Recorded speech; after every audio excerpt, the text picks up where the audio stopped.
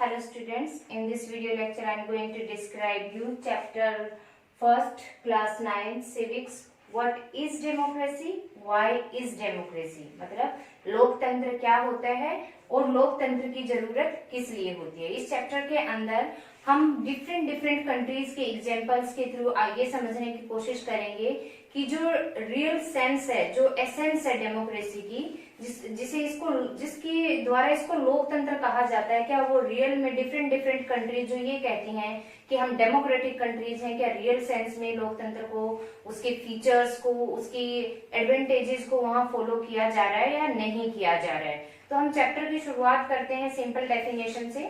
Junior classes के अंदर ही आपको ये समझाना शुरू कर दिया जाता है कि democracy is a form of government in which rulers are elected by the people. क्या कहता है कि डेमोक्रेसी सरकार का एक वो रूप होता है जिसके अंदर रूलर्स, देश को चलाने वाले लोग या शासक, और इलेक्ट किए जाते हैं। किसके थ्रू होते हैं? इलेक्शंस के थ्रू, वोटिंग डाल के इलेक्ट किए जाते हैं बाय द पीपल। कौन से पीपल? वहां के जो सिटीजन्स हैं, वहां की जो किसी भी कंट्री की पीपल है, सिटीजनशिप उनको मिली हुई है, and they have the right to vote, उन लोगों के द्वारा उस सरकार को चुना जाता है। अब इसी सिंपल डेफिनेशन के अंदर जो आप स्टार्टिंग से ही जब से आपने सिविक्स पढ़ना स्टार्ट किया है, आप इसको पढ़ते आए हैं डेफिनेशन को, इसी के थ्रू पूरा चैप्टर हम एक्सप्लेन करेंगे, गो थ्रू करेंगे डिटेल में with the reference of different countries example, हम इसको एनालाइज करेंगे। तो क्या कहता है सबसे पहले यहाँ पर, is a form of government. First point क्या निकल के आता है? Is a form of government in which rulers elected by the people। चार ये वर्ड निकल के आते हैं पूरी डेफिनेशन में से, और इसी के बिहाफ पे हम चैप्टर को समझेंगे कि चैप्टर क्या कहता है, डेमोक्रेसी की रियल एसेंस किसके अंदर होती है, और क्या वो रूल्स और रेगुलेशन जो कंट्रीज अपने आप को डेमोक्रेटिक कंट्री कहती हैं, that we are practising democracy in our country, क्या वो रियल सेंस में उसको फॉलो कर रही हैं कि नहीं कर रही हैं। तो सबसे पहले देखिए क्या वर्ड हमने निकाले हैं, द रूलर। रूलर को एक्सप्लेन करते हुए हम आगे चलेंगे। ये कंट्री का एग्जांपल मैं आपको देती हूँ, पाकिस्तान कंट्री का। After go through that example of Pakistan country, you have to analyse yourself, you have to conclude whether democracy is being practiced in the Pakistan or not। okay, so क्या कहता है कि सबसे पहले पॉइंट क्या कहता है कि major decisions by elected leaders, कि किसी भी डेमोक्रेटिक कंट्री के अंदर, डेमोक्रेटिक कंट्री के अंदर जो मेन डिसीजंस हैं, जो कंट्री के सिटीजन्स के फेवर में लिए जाते हैं, उनके लिए बेनिफिशियल होते हैं, लॉन्ग टर्म और शॉर्ट टर्म, एनीवे वो किसके द्वारा लिए जाने चाहिए? इलेक्टेड लीडर्स के द्वारा। और वो इलेक्टेड लीडर्स कौन होते हैं? जिन्हें वहां के क्या कौन चूज करता है? पीपल, सिटीजन्स चूज करते हैं। ठीक है, तो यहाँ पे मैं आपको पाकिस्तान का एग्जांपल देते हुए बताती हूँ कि स्टार्ट करते हैं जनरल परवेज मुशर्रफ से। 1999 से पहले जनरल परवेज मुशर्रफ जो हैं आर्मी के अंदर, पाकिस्तानी आर्मी के अंदर चीफ जनरल थे वो वहां पे। तो 1999 के अंदर वो क्या करते हैं? एक मिलिट्री कॉप करते हैं। मिलिट्री कॉप का मतलब होता है कि वो मिलिट्री के थ्रू जो सिविलियन गवर्नमेंट थी, जो लाइक हमारी लोकसभा पार्लियामेंट है, पार्लियामेंट के अंदर हमारे इलेक्टेड रिप्रेजेंटेटिव होते हैं, गवर्नमेंट फॉर्म करते हैं, उसी तरह वहां की गवर्नमेंट को, मिनिस्टर्स को वो अंडरटूक कर लेते हैं, अपना होल्ड वहां की गवर्नमेंट के ऊपर बना लेते हैं, जिसको क्या बोला उन्होंने? मिलिट्री कॉप का नाम दिया है। कब करते हैं वो? 12 अक्टूबर 1999 के अंदर वो मिलिट्री कॉप कर लेते हैं। मीन्स दूसरे जो मिलिट्री के अंदर सेक्शंस आते थे या सबऑर्डिनेट बॉडीज आती थी, उनकी हेल्प से वो टेक ओवर कर लेते हैं वहां की गवर्नमेंट के ऊपर, और इसको नाम दिया गया है मिलिट्री कोप का, जो 12 अक्टूबर 1999 में हुई थी। तो यहाँ से 1 मार्क क्वेश्चन रेज होके आता है, और बहुत बार आता भी है कि when was military coup was held by general Pervez Musharraf. तो इन 1999, 12 अक्टूबर 1999। अब वो क्या करते हैं?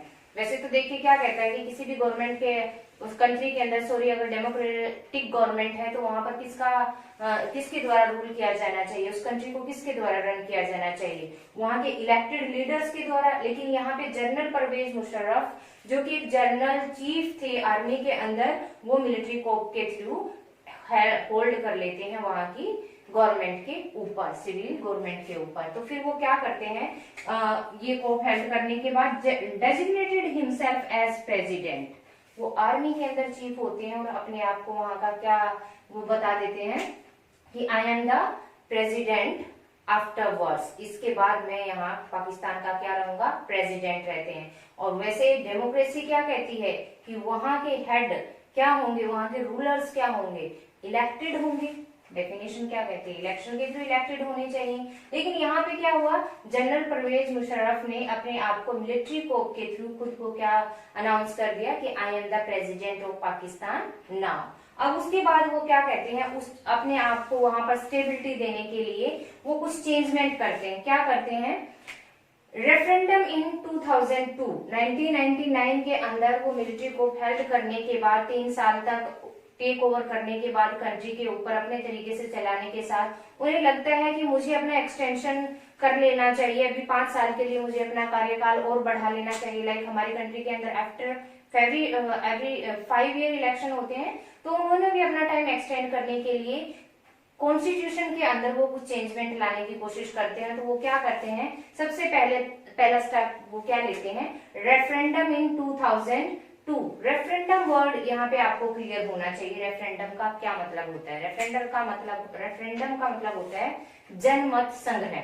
जनमत संग्रह मीन्स टू से कि लोगों की कंसेंट ले लेना, उनका एक तरीके से सहमति ले लेना कि हम एग्री हैं आप 5 साल के लिए और प्रेसिडेंटशिप के लिए देश के यहाँ गद्दी पर बने रहें। ठीक है, तो उन्होंने लोगों का रेफरेंडम लिया, but this referendum was not fair तरीके से नहीं लिया गया था। आपने देखा कि मिलिट्री को उन्होंने कहीं ना कहीं डोमिनेंस बना के पार्टीज के ऊपर, तब जाके कहीं गवर्नमेंट के ऊपर अपना डोमिनेंस किया था और टेक ओवर किया था। तो भी ये रेफरेंडम भी अनजस्ट था, अनफेयर था, फेयर तरीके से नहीं लिया गया था इन 2002। तो वो रेफरेंडम जनमत संग्रह लेने के बाद, जनमत लेने के बाद क्या होता है, granting him an extension for 5 year, 5 साल के लिए उनको गारंटी मिल जाती है कि अब वो आगे 5 साल के लिए भी देश के प्रेसिडेंट बने रह सकते हैं। वैसे तो ये नियम्स, रूल्स और रेगुलेशंस किसी भी डेमोक्रेटिक कंट्री के कॉन्स्टिट्यूशन के अंदर इंक्लूड होते हैं, लेकिन वो खुद को अपना 5 साल के लिए एक्सटेंशन देने के लिए जबरदस्ती इन फेयर वे में रेफरेंडम लेते हैं। अब आगे क्या होता है, क्योंकि रेफरेंडम फेयर वे से नहीं लिया गया था, तो जो वहां की मीडिया थी या जो ह्यूमन राइट एक्टिविस्ट थे, वो प्रोटेस्ट करते हैं किस चीज के लिए, कि ये ठीक नहीं है। और मीडिया और न्यूज़पेपर और ह्यूमन एक्टिविस्ट के थ्रू वो प्रोटेस्ट में आ जाते हैं। अब वो क्या करते हैं, जब उनको लगता है कि ऐसा हो रहा है और उनके लिए कठिनाइयां, दिक्कतें आएंगी, तो वो क्या करते हैं, कॉन्स्टिट्यूशन के अंदर ही अमेंडमेंट कर देते हैं। मैंने क्या बोला कि रेगुलेशंस और रूल किसके अंदर लिखे होते हैं कि किस तरीके से कोई भी गवर्नमेंट बनेगी या हेड कैसे इलेक्टेड होगा, वो कॉन्स्टिट्यूशन हमें बताता है। और डेमोक्रेसी कहती है कि रूल्स के अकॉर्डिंग कंट्री को गवर्न किया जाए, ना कि रूल्स बना के गवर्न किया जाए। लेकिन यहाँ मुशर्रफ जी क्या करते हैं, वो क्या करते हैं, एक लीगल फ्रेमवर्क ऑर्डर देते हैं, ऑर्डर पास करते हैं जिसका नाम दिया जाता है लीगल फ्रेमवर्क ऑर्डर। कुछ नियम बनाते हैं, उनको तय करते हैं और वो ऑर्डर लागू वो कर देते हैं। उसके अंदर वो सबसे पहले क्या करते हैं, अमेंडेड कॉन्स्टिट्यूशन, संविधान को अमेंड करते हैं। अमेंडमेंट का मतलब होता है बदलाव करना रूल्स के अंदर। किसके रूल्स के अंदर, जो कॉन्स्टिट्यूशन में ऑलरेडी रूल्स लिखे हुए। जैसे मैंने आपको पहले भी कई बार बताया है कि हमारे कॉन्स्टिट्यूशन मेकर्स ने ये प्रोविजन दिया हुआ है कि हम टाइम की रिक्वायरमेंट के अकॉर्डिंग अपने कॉन्स्टिट्यूशन के अंदर अमेंडमेंट कर सकते हैं। 2000 समथिंग अमेंडमेंट का उन्होंने प्रोविजन ऑलरेडी दिया हुआ है। लेकिन यहाँ पे वो इलीगल वे से, मीन्स टू से अपनी पावर के बेस पर कॉन्स्टिट्यूशन को अमेंडमेंट करते हैं। और अमेंडमेंट के थ्रू वो क्या कहते हैं, president can dismiss the national and provincial assemblies. अब यहाँ पे आपको नेशनल असेंबली का क्या मतलब है उनकी कंट्री में, पाकिस्तान के अंदर, लाइक आवर पार्लियामेंट है, जैसे हमारा पार्लियामेंट है, वहां पर उनकी जो सेंट्रल पार्लियामेंट मीन्स टू से कह सकते हैं आप, वहां उसका नेशनल असेंबली नाम होता है।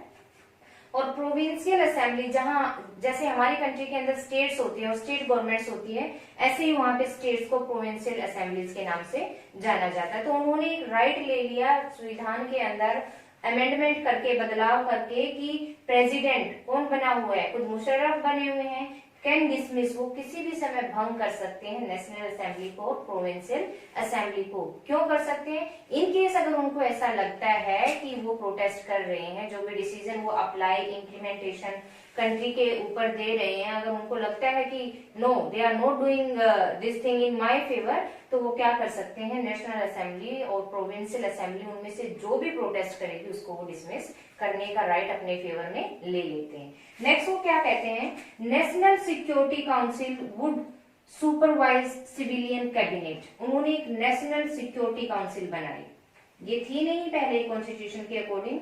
जनरल परवेज मुशर्रफ इसको बनाते हैं और इसके अंदर जितने भी मेंबर्स होते हैं वो सब मिलिट्रियंस होते हैं। मिलिट्री के अंदर जो होते हैं उसके मेन जो पर्सन्स होते हैं उनको वो इंक्लूड करते हैं और उसका नाम देते हैं नेशनल सिक्योरिटी काउंसिल। अब नेशनल सिक्योरिटी काउंसिल को उन्होंने क्या काम दिया कि वुड सुपरवाइज सिविलियन कैबिनेट्स। जैसे हमारी कंट्री के अंदर पार्लियामेंट के अंदर कैबिनेट मिनिस्टर्स होते हैं, कैबिनेट होती है, जैसे supreme we can say organization that do or take decision in the favor of our country, in the we can say support of our country। तो वहां पर सिविलियन कैबिनेट होती थी। तो नेशनल सिक्योरिटी काउंसिल को क्या काम दिया कि it will supervise civilian cabinet. ये सिविलियन कैबिनेट को क्या करेगी, सुपरवाइज करेगी। ठीक है, तो यहाँ पे ये सारा कुछ, ये स्टोरी जानने के बाद कि कैसे वो टेक ओवर कर लेते हैं गवर्नमेंट के ऊपर, सिविल गवर्नमेंट के ऊपर, किस तरीके से वो रेफरेंडम लेते हैं इन फेयर वे में, जनमत संग्रह ले लेते हैं और किस तरीके से वो अमेंडमेंट करते हैं कॉन्स्टिट्यूशन के अंदर अपने फेवर के लिए, अपना एक्सटेंशन इंक्रीज करने के लिए एज अ प्रेसिडेंट। तो क्या ये डेमोक्रेसी को फॉलो कर रहा है? ये कंक्लूजन तो आप खुद भी निकाल सकते हैं। Really obviously it is not following the terms and policies of democracy. तो यहाँ पर एक फीचर क्लियर होता है आपका। तो इस एग्जांपल से हम क्या कंक्लूजन निकालते हैं कि फर्स्ट फीचर जो डेमोक्रेसी का होता है, this is the first feature. क्या कहता है, in a democracy final decision making power must rest with those who are elected by the people.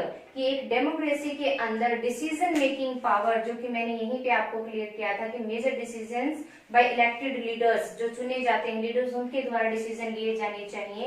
क्या यहाँ पर वो प्रूव हो रहा है कि general Pervez Musharraf was a elected representative of Pakistan?